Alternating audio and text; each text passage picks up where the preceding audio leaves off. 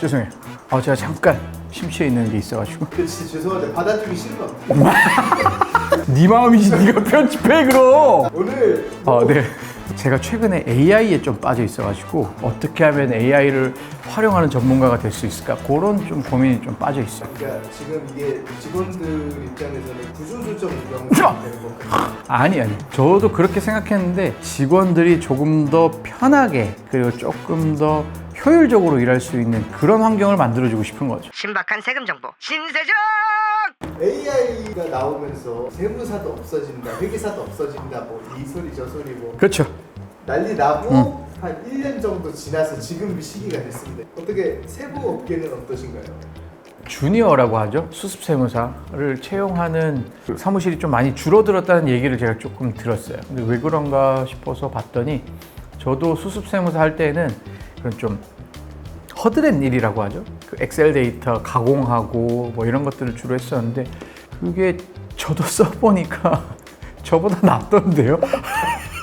그런 일이 조금 있는 것 같아요. 대표적으로 그게 단편적으로 조금 부각돼서 나오는 업종이 회계사 업종인 것 같고, 그러다 보니까 추정 60분 같은 프로에서도 등장을 하잖아요.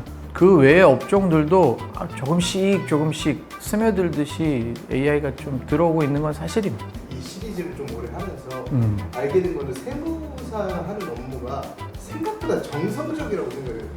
숫자만 보는 사람이 아니라 뭔가 그 안에 있는 상황을 또 봐야 되는 해석이 또 중요한. 맞습니다. 제가 참. 일치월장이 뭐지? 여러분, 이게 선학교 3년이면 풍어를 읊는다고. 예를 들면 그런 거예요.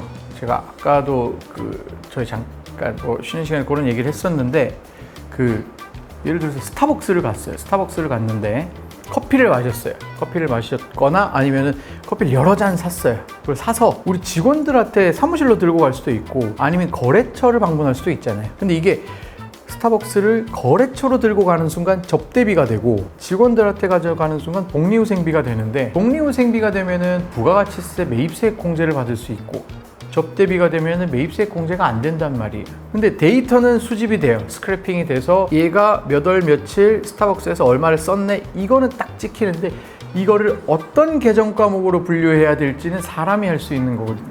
그래서 방금 말씀하신 제가 그 정성적인 부분에서 제가 감동을 되게 많이 받았는데, 이 PD를 떠날 수가 없습니다. 저런 식으로 하면 내가 딴 데를 못 가지. 세무사 기장 대리를 하시는 분들 같은 경우에는 회사에 관심이 좀 더 많은 세무 대리인이 본인에게 더 유리하다고 생각하시면 될 것 같아요. 그럼에도 불구하고 비용적인 거나 이런 효율적인 부분에서 대체를 많이 하고 있겠죠? 그렇죠.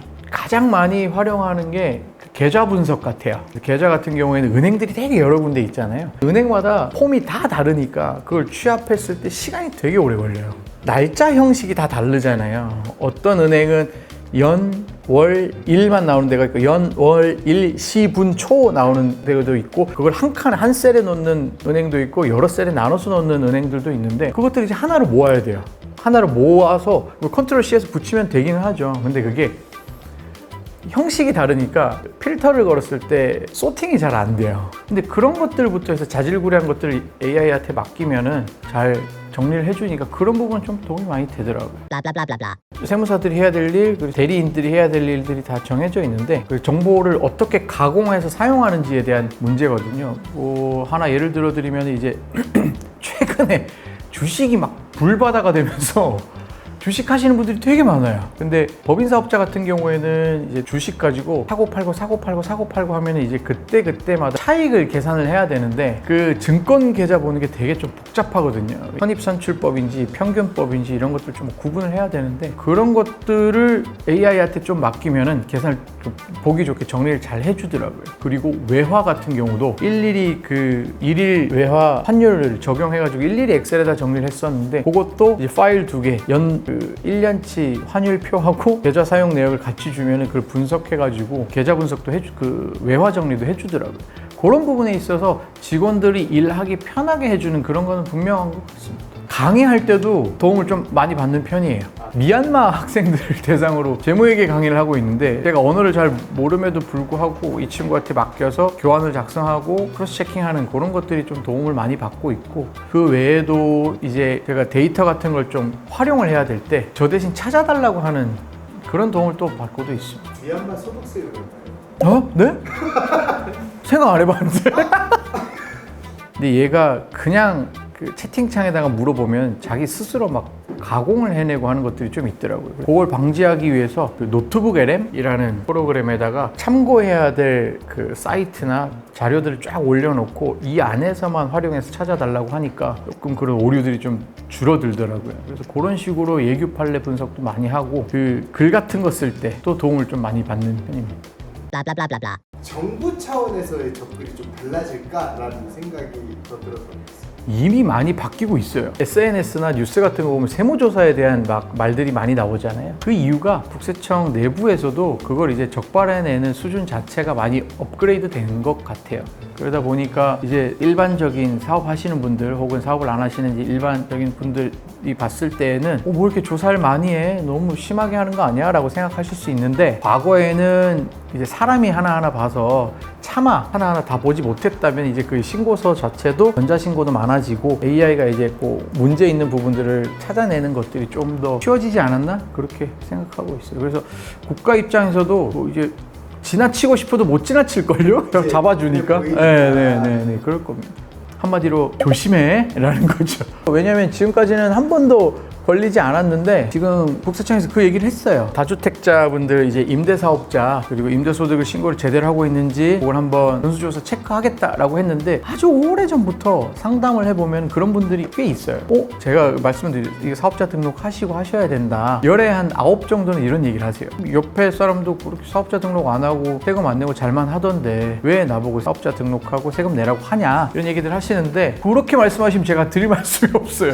운이 좋아서 안 걸린 걸 뭐 어떻게, 그거는 뭐 어떻게 할 수가 없는 것 같고, 이제 그거를 지나칠 수 없겠죠. 국가 입장에서는 안 이상, 그걸 안 이상은 지나갈 수는 없겠죠.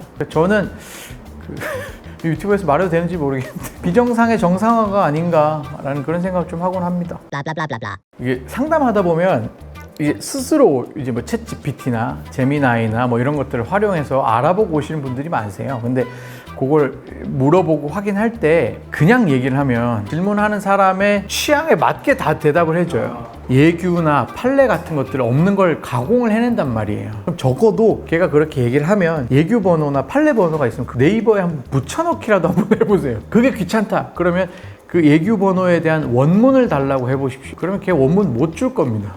없으니까.